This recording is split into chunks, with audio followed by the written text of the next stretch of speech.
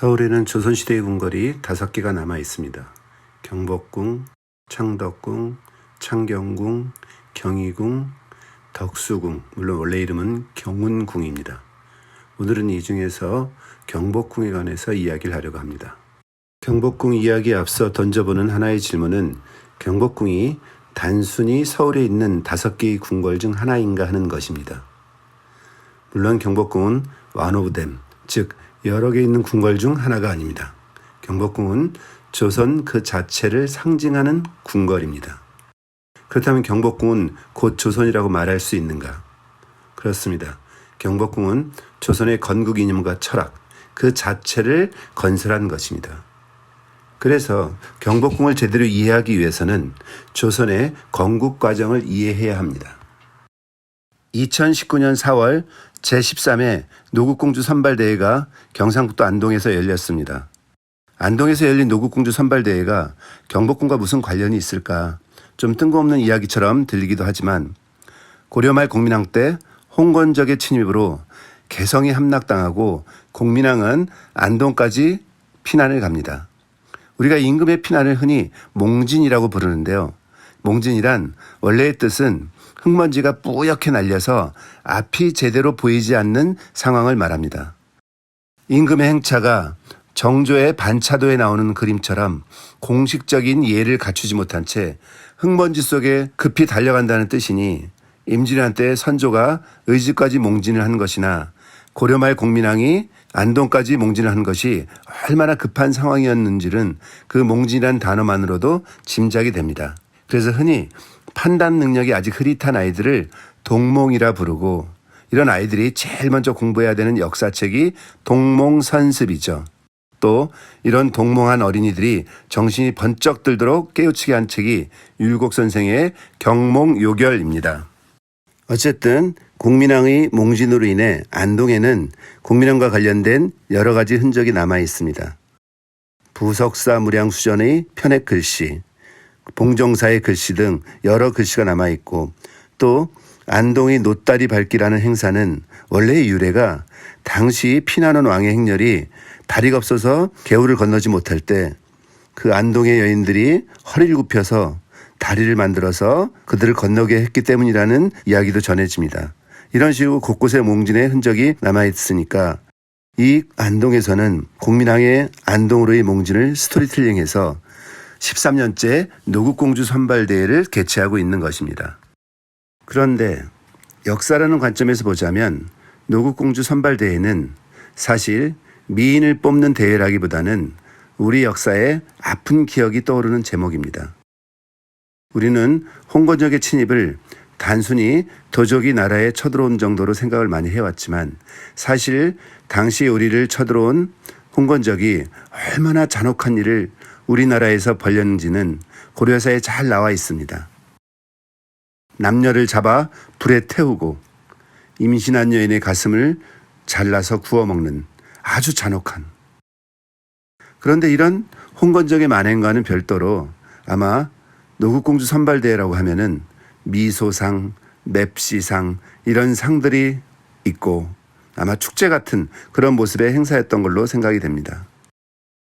역사의 아픔을 축제로 승화시키는 안동 사람들의 놀라운 저력이 여기서 느껴지는 걸까요? 사실 공민왕이 안동 몽진의 계기가 된 홍건적의 침입이라는 역사적 사건은 굉장히 중요합니다. 그동안은 홍건적의 침입을 해와서 왕이 안동까지 피난을 했다는 정도로 서술되어 왔지만 이 홍건적의 등장이 중국이나 한국의 왕조 교체에 끼친 영향을 생각한다면 너무 단순하게 서술되어 온 측면이 있습니다. 결론적으로 이야기한다면 홍건적의 등장은 중국이 원에서 명으로 우리는 고려에서 조선으로 정권 교체가 되는 하나의 요인이 되었다는 뜻입니다. 이렇게 본다면 홍건적의 침입은 단순한 도적의 침입이 아니고 조선왕조 출발의 중요한 분기점이 되기도 하고 또한 원, 명, 고려, 조선의 관계를 고려해 본다면 단지 조선이라는 한 나라의 역사만으로 궁궐을 이해하는 것이 너무 협소하다는 생각이 듭니다. 이는 현재 우리의 남북관계를 보더라도 단순히 우리의 힘만으로 풀어내기 어려운 복잡한 이해관계가 우리를 둘러싼 여러 나라 사이에 있다는 뜻입니다.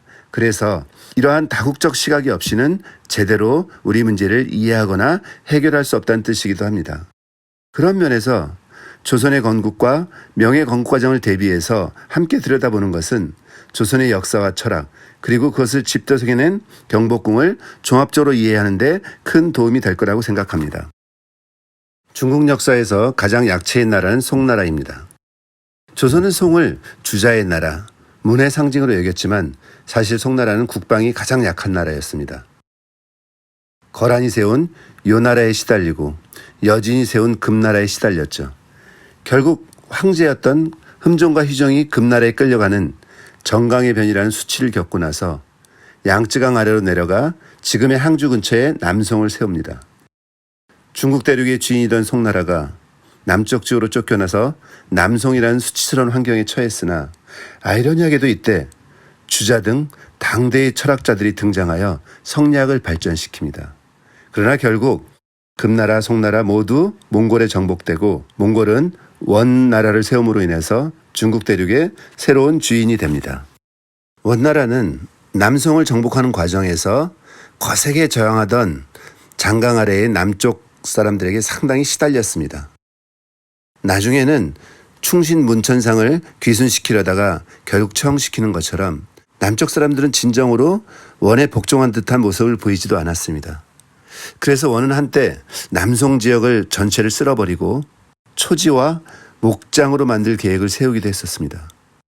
하마터면 전 세계에서 가장 큰 목장이 이 중국에 만들어질 뻔했죠.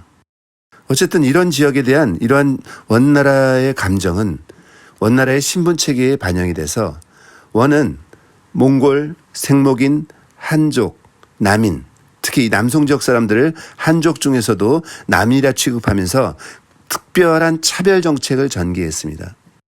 그러나 실제로 중국의 경제의 상당수는 이 차별받는 남송 지역에서 만들어지고 상당한 국가 재정에 큰 역할을 담당해 왔습니다.